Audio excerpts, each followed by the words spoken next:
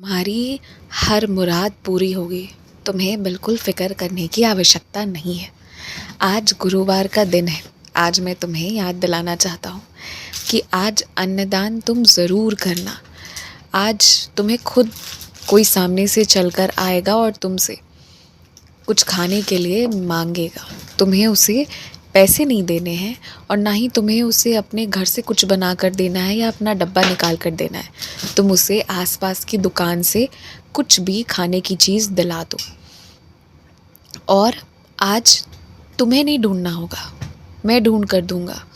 सामने से आज कोई आएगा और तुमसे अन्नदान की सेवा करवा जाएगा और आज वो सेवा तुम ज़रूर करना। मैं जानता हूँ कि बहुत दुख, बहुत तकलीफ़ें तुम झेल रहे हो, लेकिन तुम ना अपनी पूजा जारी रखो। तुम्हारी पूजा ही अब तुम्हारे कष्टों से तुम्हें उबार सकती है और दूसरा कोई तरीका नहीं है। और दूसरे तरीके फिर ऐसे हैं ना जिसमें तुम्हें भी दुख पहुँचेगा। और मैं जानता हूँ कि किसी को दर्द में देखकर तुम खुश नहीं हो सकते, तो इसलिए तुम बस पूजा जारी रखो। तुम्हारी पूजा ही, तुम्हारा विश्वास ही और तुम्हारी श्रद्धा ही अब तुम्हें बचाएगा। और तुम बिल्कुल भी चिंता मत करो, तुम बिल्कुल सही हो और सही होने के नाते तुम्हें कोई गिरा नहीं सकता।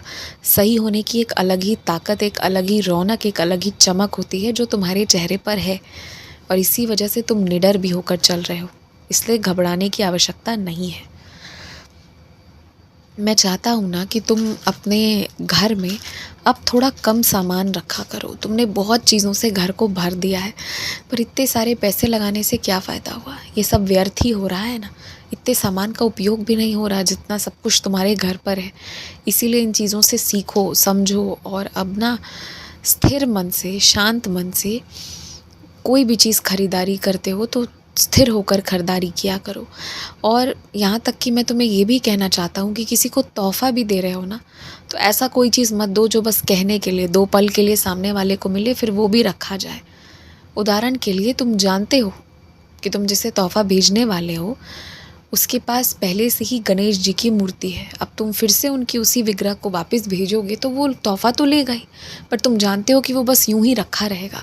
तो वैसे में मत कोई चीज़ भेजा करो, जज्बाती होकर नहीं, सोच कर, ख्याल करके, ज़रूरत अनुसार। क्योंकि जब इतनी ऊर्जा लग रही है, इतना सारा सब कुछ लग रहा है, तो सही चीज़ जाए और उसका उपयोग हो। अब इस चीज़ का प्रयास करना है तुमने।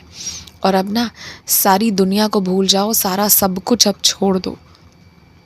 अब मैं बैठा हूँ, अब मैं पीछे से सब संभाल लूँगा। और कोई इंसान का बोला हुआ कोई भी बात ना अगर तुम्हें बुरा भी लग रहा है तो अब इतने मजबूत बनो, इतना अपने अंदर ना ऐसी अब एक जज्बा रखो कि तुम्हें उसे सुनकर भी अनसुना करना है। थोड़ा कठोर तो अब तुम्हें अपने तरफ से ही बनना पड़ेगा। अब कठोरता के लिए तैयार हो जाओ, क्योंकि इसके सिवा लोगों ने अब तुम्हारे समक्ष कोई विकल्प छोड़ा ही नहीं है। और कितना बहस करोगे? जिसके पास फुर्सत है वो 24 घंटे बहस कर सकता है। वो सोते उठते जागते बहस ही कर सकता है, क्योंकि उसके जीवन में कोई लक्ष्य नहीं है, उसे कुछ नहीं प्राप्त करना है। उसने जो अपना संसार बसाना था जितने पर, उसने बसा लिया है। लेकिन तुम्हारे साथ तो ऐसी बात नहीं है ना।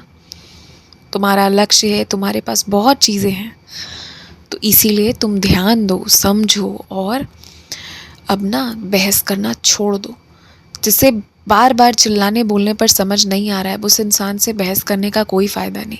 मैं जानता हूँ तुम रिश्ता बचाना चाहते हो इसलिए बहस करते हो, पर जो रिश्ता कद्र ही नहीं कर रहा है सामने से, अब उसे बचाने का कोशिश मत करो।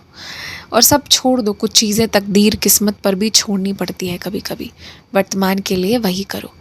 तुम्हें तैराकी सीखने का शौक़ था और तुमने इस शौक़ को छोड़ दिया है। अब 2 साल कोई दूसरा शौक़ मत पालना, लेकिन 2 सालों के बाद एक एक करके तुम्हारे सभी सारे शौक़ में पूरे करवाता जाऊंगा, तुम देख लेना।